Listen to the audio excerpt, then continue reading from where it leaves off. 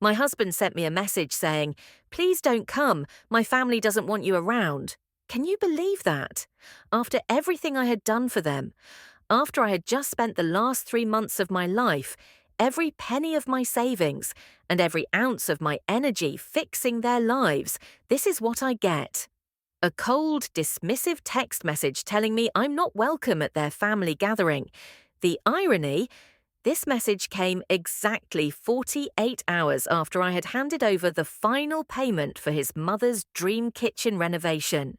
$65,000, my inheritance money, the money my grandmother left me when she died, money that was supposed to be for my future, for our future.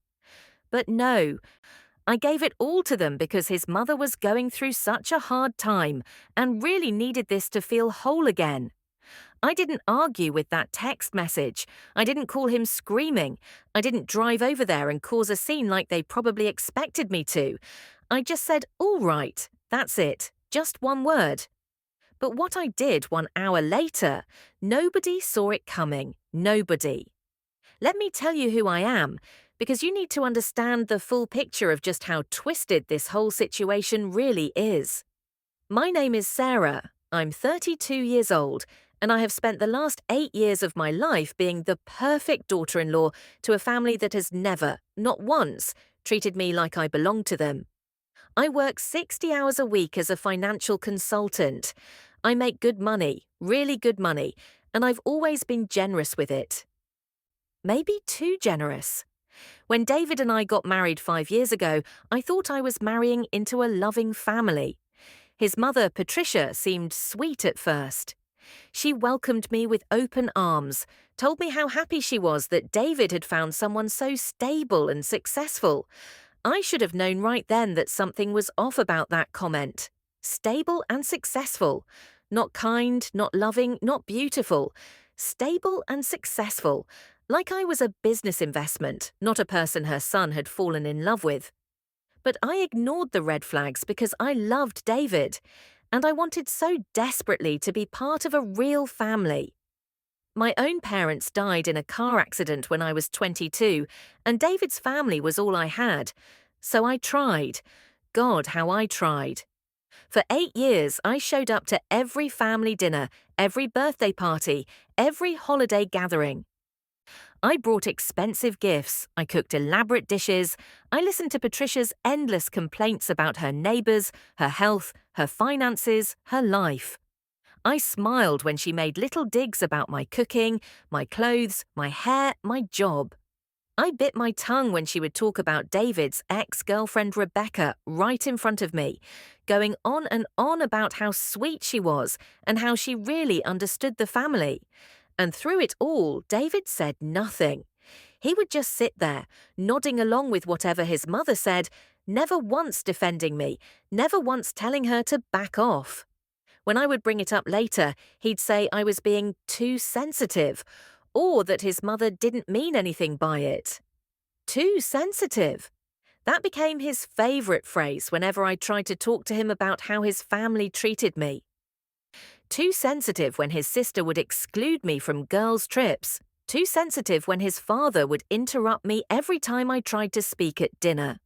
Too sensitive when Patricia would rearrange our wedding photos so that I was barely visible in the family pictures. But here's the thing about being called too sensitive for 8 years. Eventually, you start to believe it. You start to think that maybe you are overreacting, maybe you are reading too much into things. So you try even harder to prove that you're worthy of their acceptance. That's how I ended up spending my entire inheritance on Patricia's kitchen renovation. It started 3 months ago. Patricia called me, not David, me, crying about how her kitchen was falling apart and how embarrassed she was to have people over.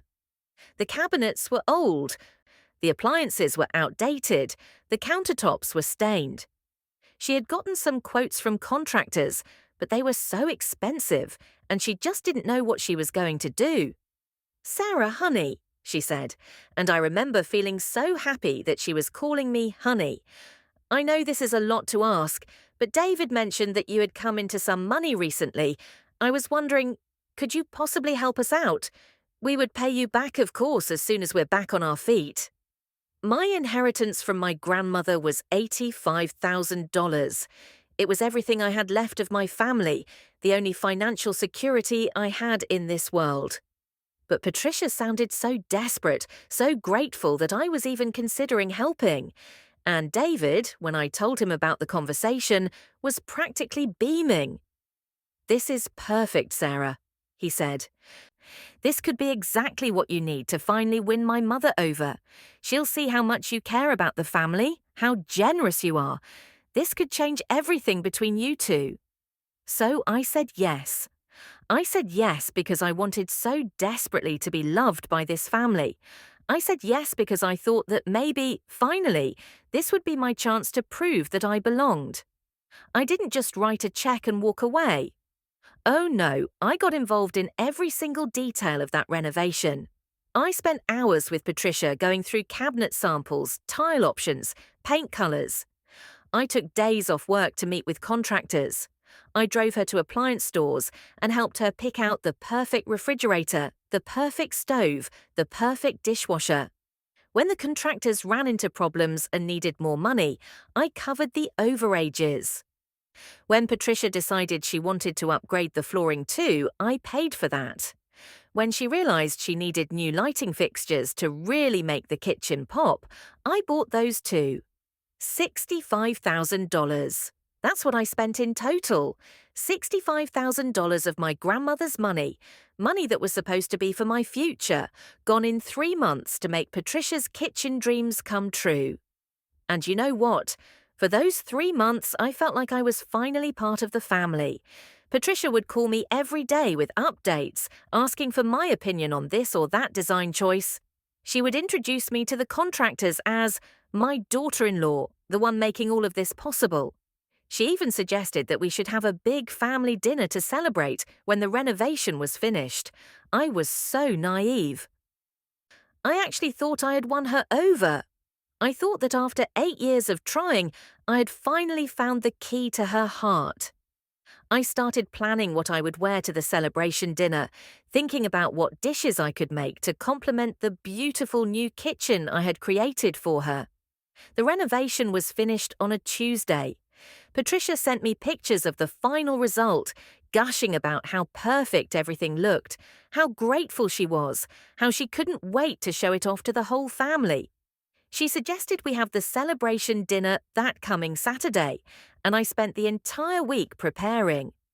I bought a new dress, a beautiful blue one that I thought would photograph well for the family pictures I was sure we would take. I planned out a 3-course meal that would showcase the new kitchen perfectly. I even bought flowers to make a centerpiece for the new dining table they had purchased to go with the renovated space. Friday afternoon, I was at the grocery store picking up last-minute ingredients when my phone buzzed. A text message from David. "Please don't come, my family doesn't want you around."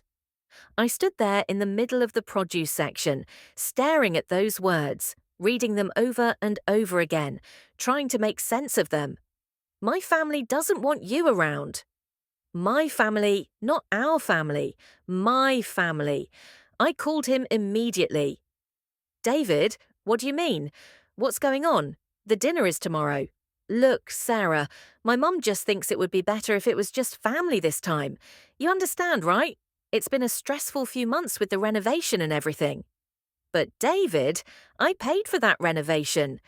I'm the reason there's anything to celebrate. I know, and we're grateful, but you know how my mum is. She just wants it to be intimate, just the core family." Core family, 8 years of marriage, and I still wasn't part of the core family. So when exactly did I stop being family, David? There was a long pause. "Sarah, don't be like this. You're being too sensitive again." Too sensitive. There it was again. That phrase that had been used to dismiss my feelings for 8 years. "I have to go," I said, and I hung up. I stood there in that grocery store, surrounded by families doing their weekly shopping, couples planning their weekend meals, and I felt more alone than I had ever felt in my entire life. More alone than when my parents died. more alone than when my grandmother passed away. Because this wasn't just loneliness, this was betrayal. I drove home in a daze, my mind racing. I kept thinking about all the conversations I'd had with Patricia over the past 3 months. How excited she had seemed. How grateful. How she kept talking about our kitchen and our celebration. Had it all been fake? Had she been planning to exclude me all along? When I got home, I sat on my couch and really thought about my marriage, about my relationship with David's family, about the last 8 years of my life. And for the first time, I saw it all clearly.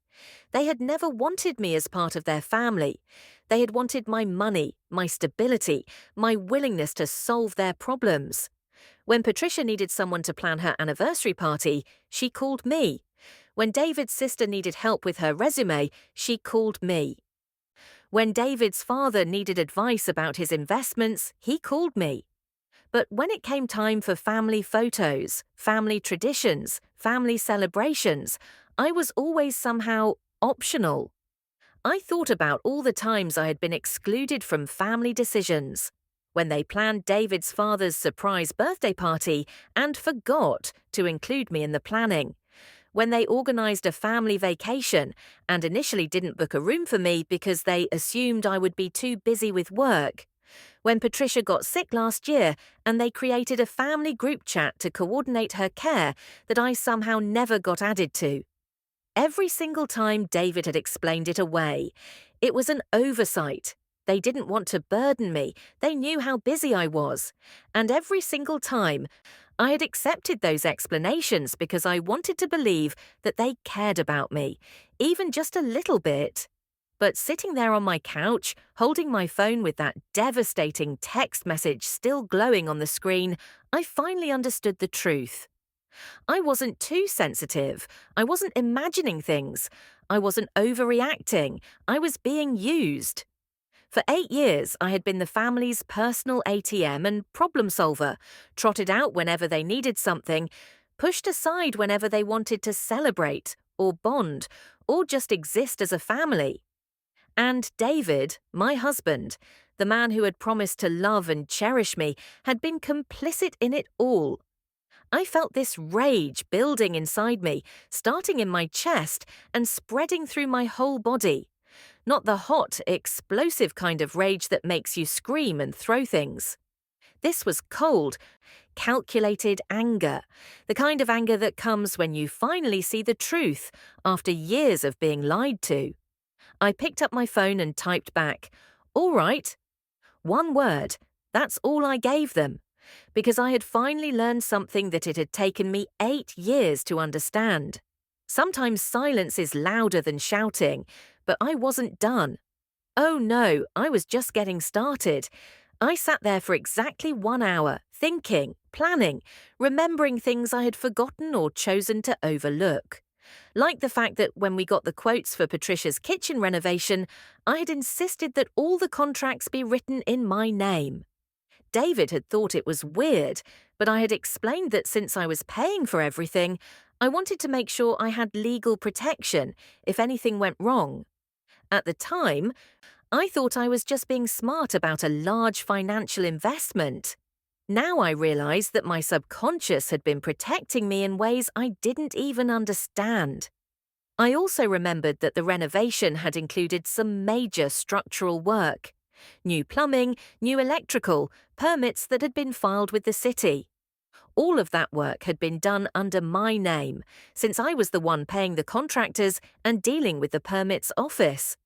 Legally speaking, I had a claim to that kitchen. More than a claim, actually. I owned it. After exactly 1 hour of sitting and thinking, I picked up my phone and made 3 phone calls. The first call was to Martinez Construction, the company that had done the renovation work. "Hi, this is Sarah Chen. You just finished a kitchen renovation project for me at 425 Oak Street. I need to discuss some contract issues with Mr. Martinez." "Of course, Ms. Chen. Let me get him for you." When Carlos Martinez came on the line, I could hear the confusion in his voice. "Ms. Chen, is everything okay? Did something happen with the kitchen?" The kitchen is beautiful, Carlos. You and your team did amazing work. But I need to ask you about something important. All of the permits and contracts for this job are in my name, correct? Yes, ma'am, that's right. You were very clear about that from the beginning.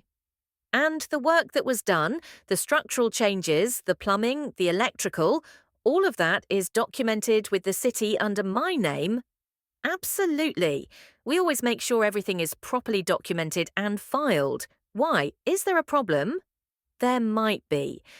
I may need you to provide documentation showing that I was the sole contractor and permit holder for this renovation. Would you be able to do that? Of course, I can have copies of all the permits and contracts ready for you by Monday morning. Thank you, Carlos. I'll be in touch. The second call was to my lawyer, Jennifer Walsh, who had helped me with my grandmother's estate. Sarah, how are you? How's married life treating you? If only she knew. Hi, Jennifer. I need your advice about something. It's complicated. I explained the situation to her, the renovation, the money I had spent, the contracts in my name, and what had happened that afternoon. Jennifer listened without interrupting, making little sounds that let me know she was taking notes. Sarah, she said when I finished, I'm going to ask you a question, and I want you to think carefully before you answer. What do you want to accomplish here? Are you looking to protect your financial investment, or are you looking to make a statement? Both, I said without hesitation. I want my money's worth, and I want them to understand that they can't keep treating me like I'm disposable. Okay, based on what you've told me, you have a very strong legal position. Since all the permits and contracts are in your name, and since you can document that you paid for all the work, you essentially have a lien on any improvements made to that property. If the family wants to keep the renovations, they would need to reimburse you for the full cost. And if they can't or won't reimburse me, then you could potentially force the removal of everything you paid for. It would be expensive and messy, but it's legally possible. My heart started beating faster. How quickly could we move on this? If you're serious about pursuing this, I could have a legal notice drafted and delivered by Monday afternoon. Do it! The third call was the hardest one. I called my bank and spoke to my financial advisor, Tom Rodriguez. Tom, it's Sarah Chen. I need to discuss that large withdrawal I made from my inheritance fund for my mother-in-law's renovation. Of course, Sarah. How did everything turn out? I hope the family was pleased with the results. The results are beautiful, but I'm calling because I may need to explore my options for recovering that investment. There was a pause. Sarah, can you help me understand what's happening? When we discussed that withdrawal, you were very clear that it was a gift to your husband's family.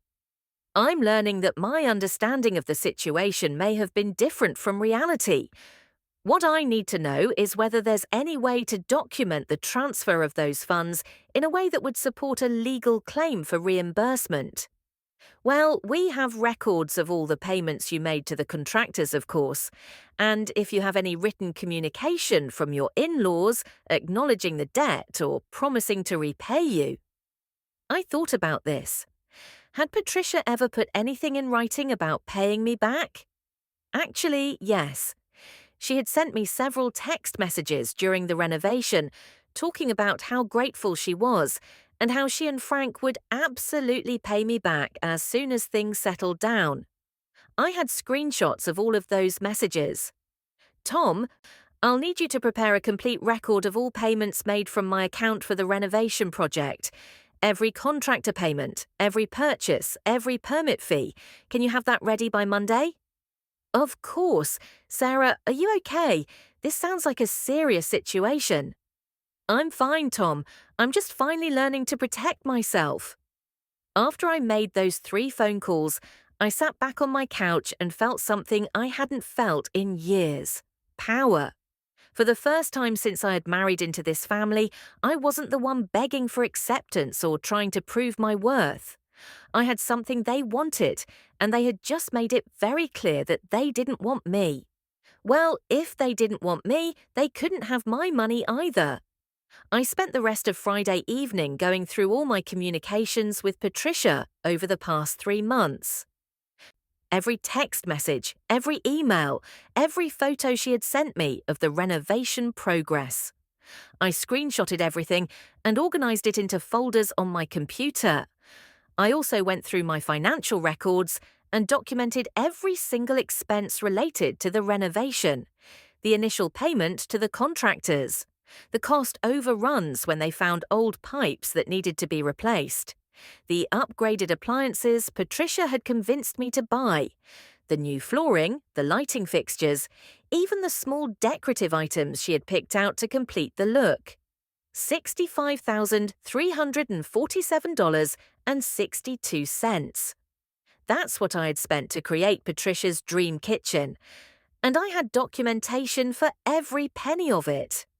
Saturday morning, the day of the family celebration I wasn't invited to, I woke up feeling calmer than I had in months. I made myself a nice breakfast, did some yoga, took a long bath. I wasn't frantically preparing food or getting dressed up or worrying about whether I would say the right things to finally win Patricia's approval. Instead, I was waiting. Around noon, David called me.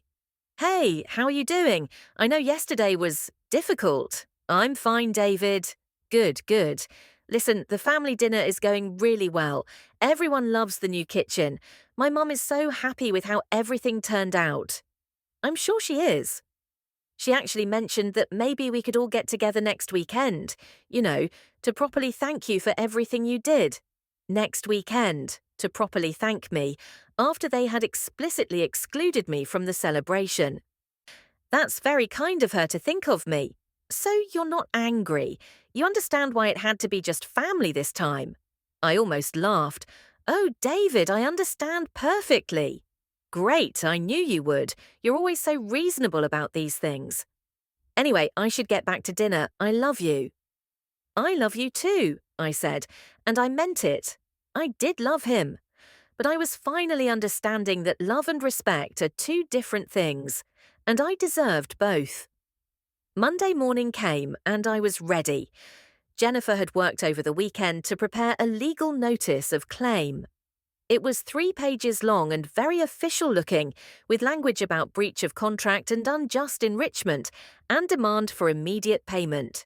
She hand-delivered it to Patricia and Frank's house at 9 a.m. Carlos Martinez dropped off copies of all the permits and contracts at my office by 10 a.m. Seeing my name on every single document, seeing myself listed as the sole permit holder and contractor, gave me a satisfaction I hadn't expected.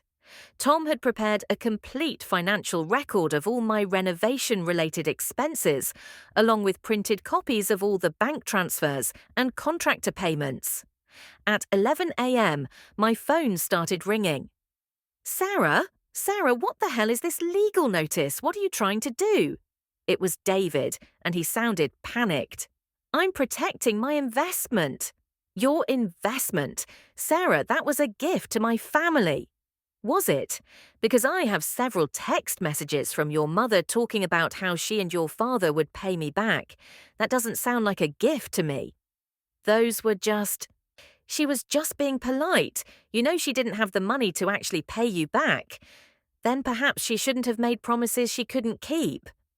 "Sarah, please, you're being ridiculous. We can work this out. Just call off the lawyers and we can sit down and talk about this like adults." "I tried to talk about this like an adult, David. On Friday, when you told me I wasn't welcome at your family celebration. Remember that conversation?" There was a long pause.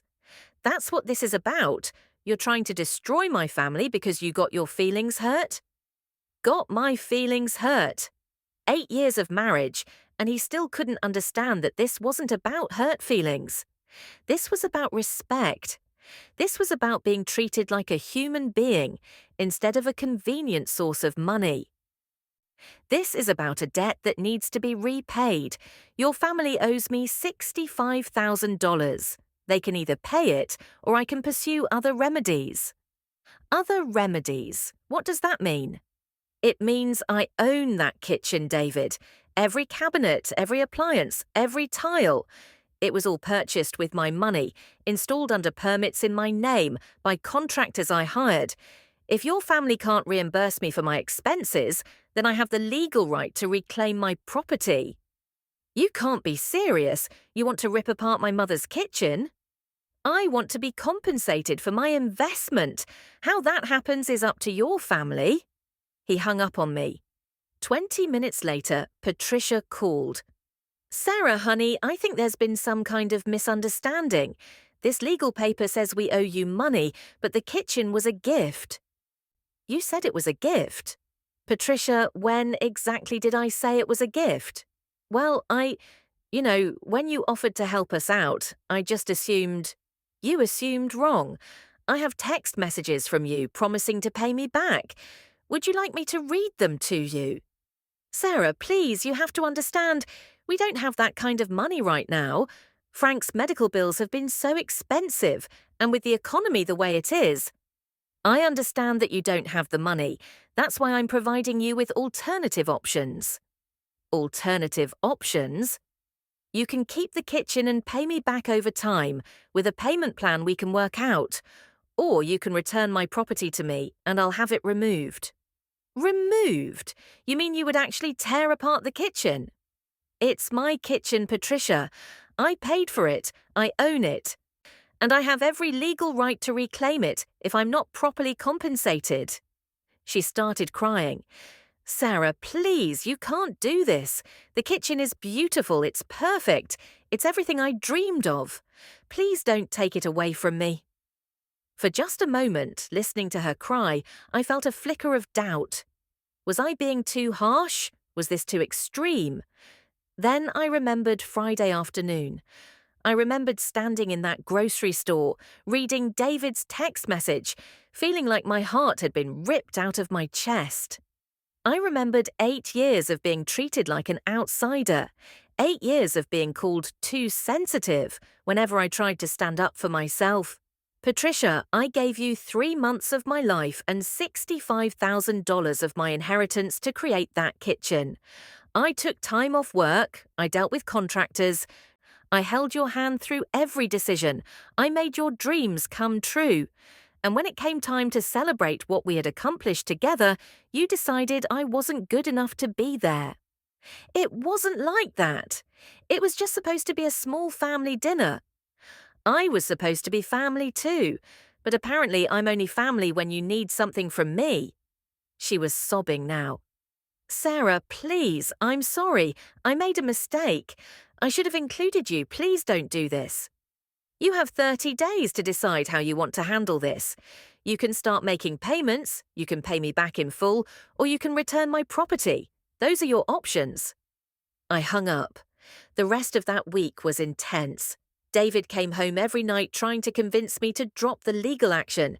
His whole family was calling me, texting me, even showing up at my office to try to talk to me.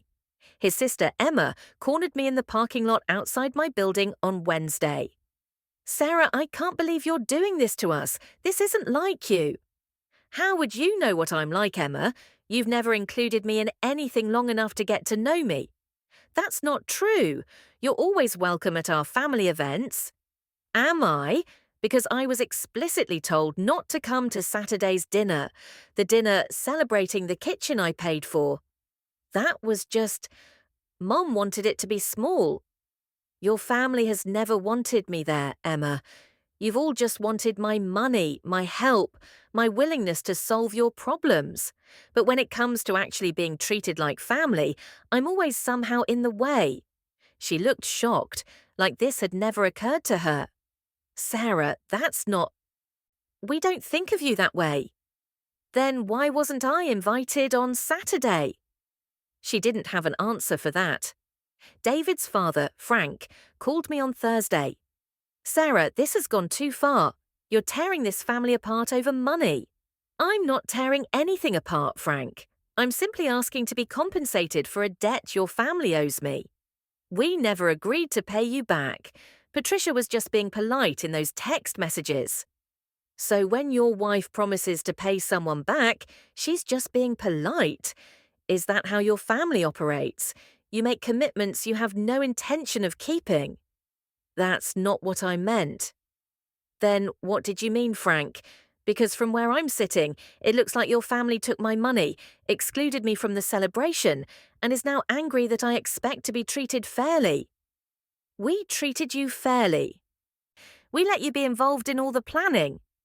Let me be involved, like it was a favor they were doing for me.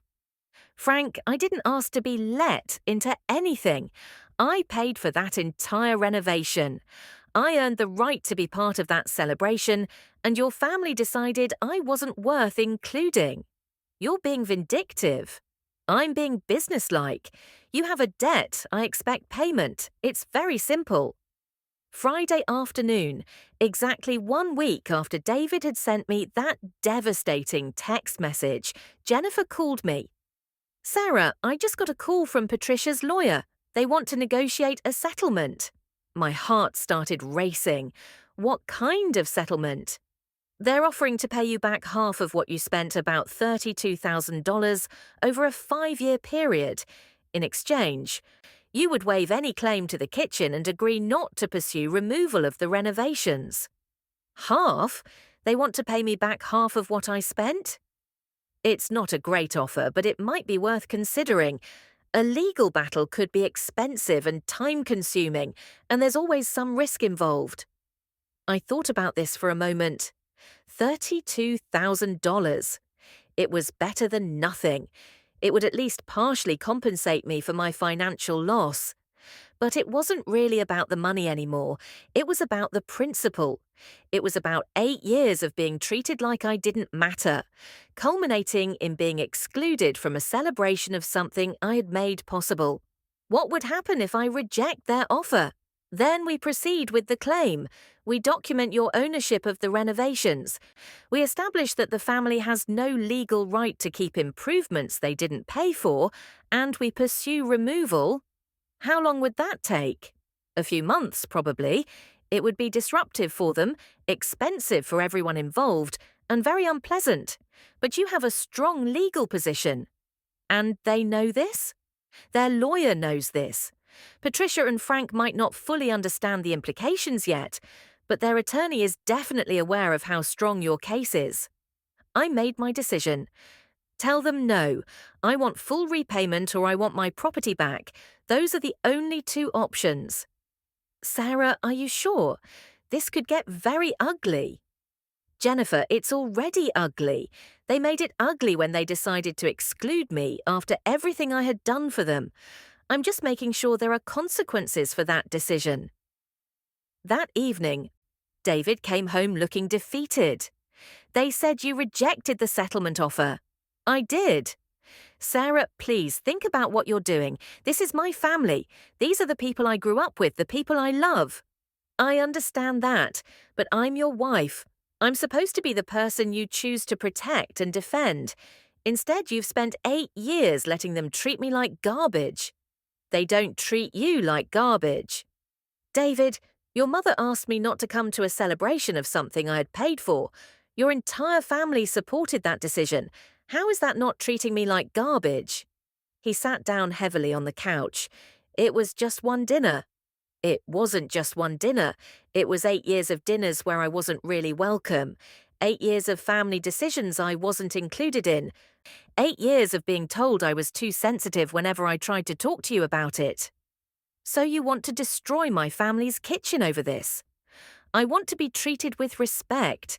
If that means reclaiming my property, then that's what it means. He looked at me like he had never seen me before. I don't even know who you are anymore. I'm the same person I've always been, David. I'm just finally standing up for myself. The next few weeks were a whirlwind of legal motions and family drama. Patricia's lawyer tried every argument they could think of. They claimed the money had been a gift, despite the text messages promising repayment. They argued that the renovations had increased the value of their home, so they shouldn't have to pay me back. They even tried to claim that I had somehow coerced Patricia into accepting my help. None of it worked. The documentation was too clear, the legal precedent too strong. I owned those renovations, And if I wasn't going to be compensated for them, I had the right to reclaim them. The breaking point came on a Tuesday morning in early December. Jennifer called me at work. "Sarah, I just got a call from Patricia's attorney. They want to surrender." "Surrender?" "They're willing to pay you back in full, all $65,000, if you'll agree to accept payment over 18 months instead of demanding immediate repayment." I felt a surge of vindication so strong it almost knocked me over. They're willing to pay the full amount. Every penny, plus interest to account for the payment plan. You would get about $3,800 a month for 18 months. And I would keep the legal claim to the renovations until the debt is fully paid. Exactly. If they miss any payments, you can immediately pursue removal of the kitchen. It was perfect. I would get my money back with interest, and I would maintain leverage until the debt was fully satisfied. Accept the offer. That afternoon, David called me at work. "My family has agreed to pay you back." I heard. "Are you happy now? Are you satisfied that you've terrorized my mother into giving up money she doesn't have?" "I'm satisfied that I'm being treated fairly."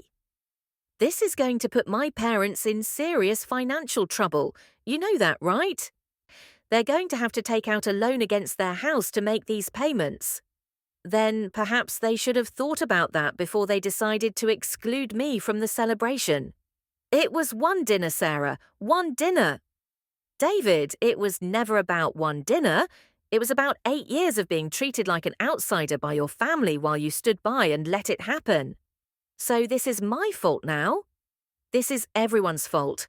Your family's fault for treating me like I was disposable, your fault for never defending me, and my fault for accepting it for so long."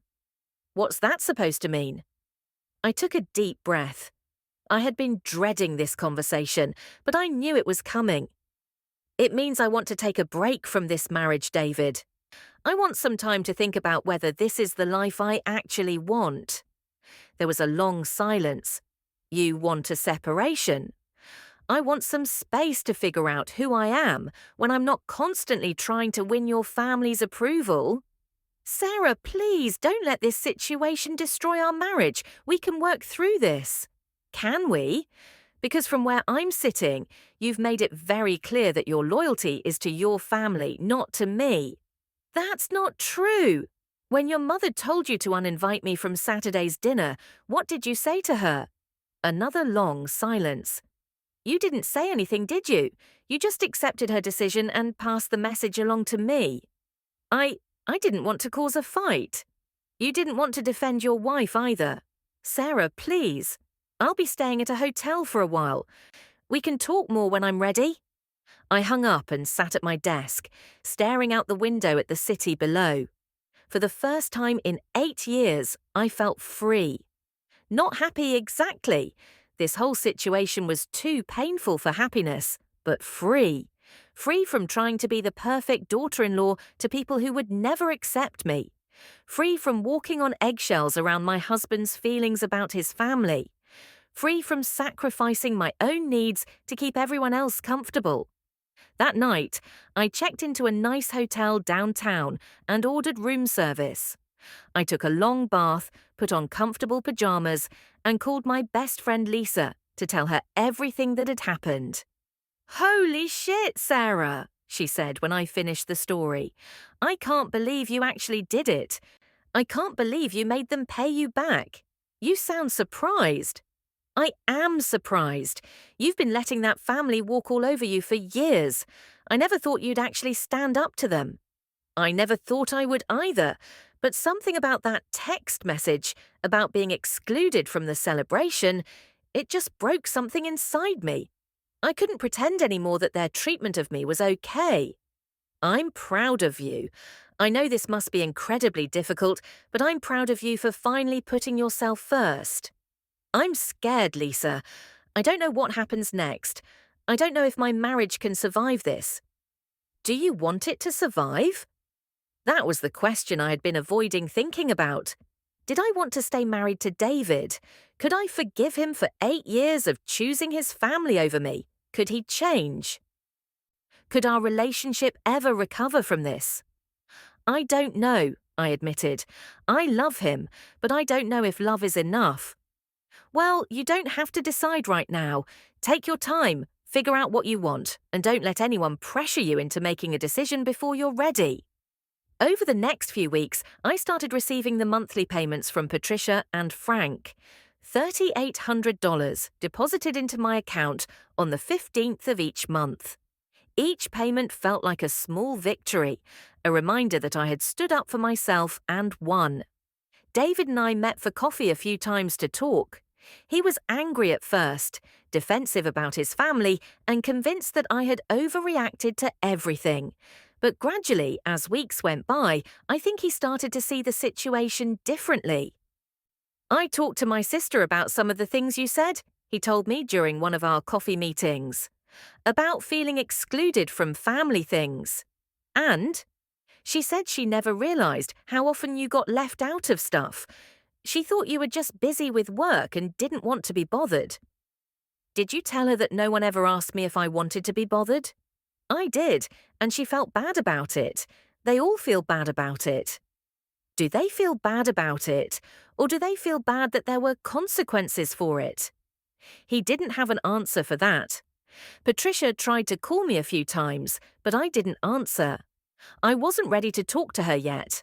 Maybe I would be someday, but not yet. The wound was still too fresh.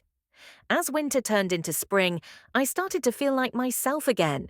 I joined a yoga class, started reading books I had been meaning to read for years, reconnected with friends I had neglected while I was so focused on trying to fit into David's family.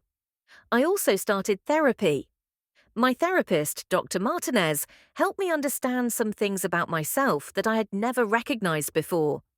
It sounds like you spent a lot of years trying to earn love through service, she said during one of our sessions, trying to prove your worth by being useful. I just wanted them to accept me. But acceptance that has to be earned isn't really acceptance, is it? It's more like a transaction. You provide something valuable, and in return, you get temporary inclusion. That hit me hard. So what should I have done differently? You should have required them to treat you with basic respect from the beginning. You should have established boundaries about how you were willing to be treated, regardless of whether they liked you or not. But then they might never have liked me. Sarah, after 8 years of trying to earn their liking, did they actually like you? I thought about this. The evidence suggested that no, they didn't like me. They liked what I could do for them, but they didn't like me as a person. If they had liked me, they wouldn't have excluded me from the celebration. No, I guess they didn't. So all those years of trying to earn their acceptance, all that energy you spent, all the money you gave them, what did it actually get you? Nothing. It got me nothing. It got you worse than nothing. It got you taken advantage of. That was a painful realization, but also a liberating one. I had spent 8 years chasing something that was never going to happen. No amount of money, no level of service, no degree of self-sacrifice was ever going to make Patricia and Frank truly accept me as a part of their family. They had decided I wasn't good enough, and nothing I could do was going to change that decision. But here's what I learned. I didn't need their acceptance to have value. I didn't need their approval to be worthy of respect. I didn't need their inclusion to have a good life. In June, David and I met for what we both knew was going to be our final conversation about our marriage. I've been thinking a lot about what you said, he told me, about how I never defended you, how I always chose my family over you. And you were right. I did choose them over you, over and over again. I told myself I was just trying to keep the peace, but really, I was taking the easy way out. It was easier to let them treat you badly than to confront them about it. Why are you telling me this now?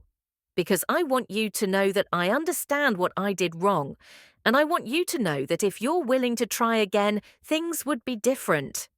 I looked at him sitting across from me, this man I had loved for so many years, and I felt sad. Sad for both of us, for the marriage we could have had if he had been willing to stand up for me when it mattered.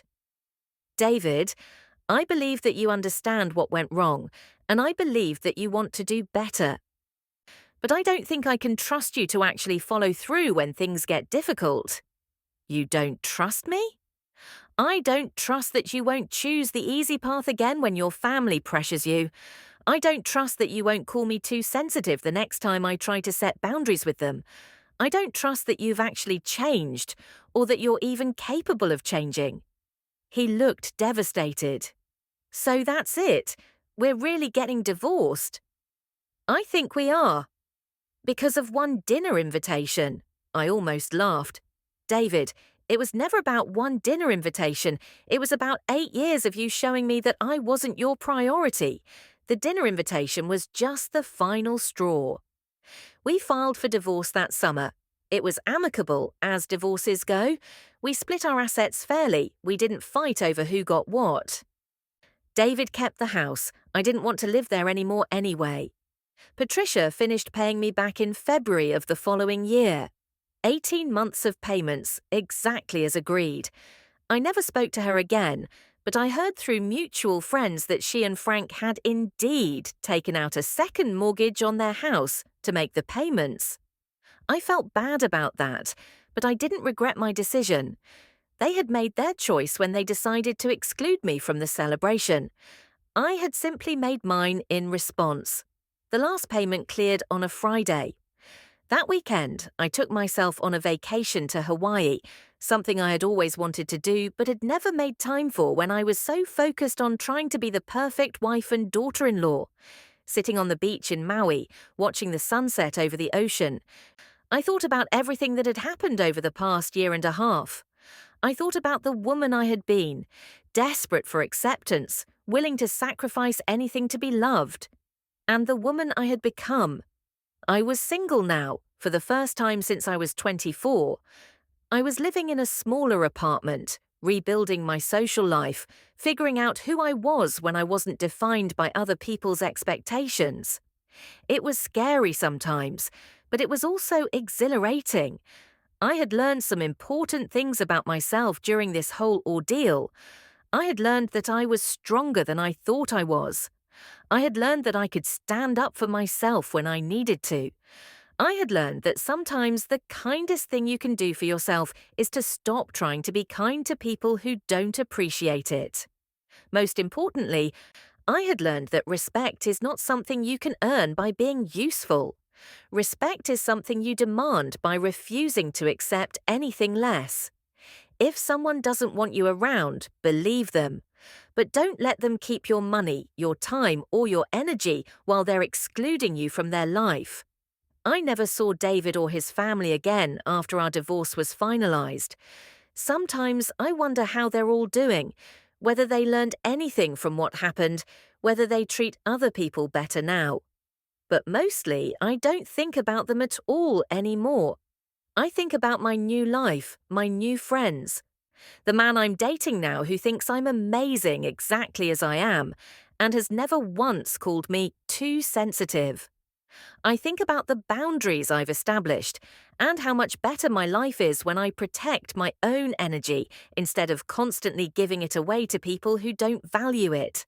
And sometimes when I'm cooking in my own beautiful kitchen, the one I designed for myself, with my own money in my own apartment, I smile and remember the day I finally learned to say no. The day I learned that sometimes silence is louder than shouting. The day I learned that people will use you until you learn to stop giving without boundaries. The day I learned that respect should never be optional in any relationship. My husband sent me a message saying, "Please don't come. My family doesn't want you around." I said, "All right," and then I changed my life forever. Sometimes the most powerful thing you can do is stop trying to earn something that should be freely given. Sometimes the bravest thing you can do is walk away from people who only love what you can do for them, not who you are. And sometimes the most important lesson you can learn is that your worth is not determined by other people's willingness to recognize it. If someone shows you that you don't matter to them, believe them. but don't let them keep taking from you while they're showing you how little they care. You deserve better than that. You've always deserved better than that.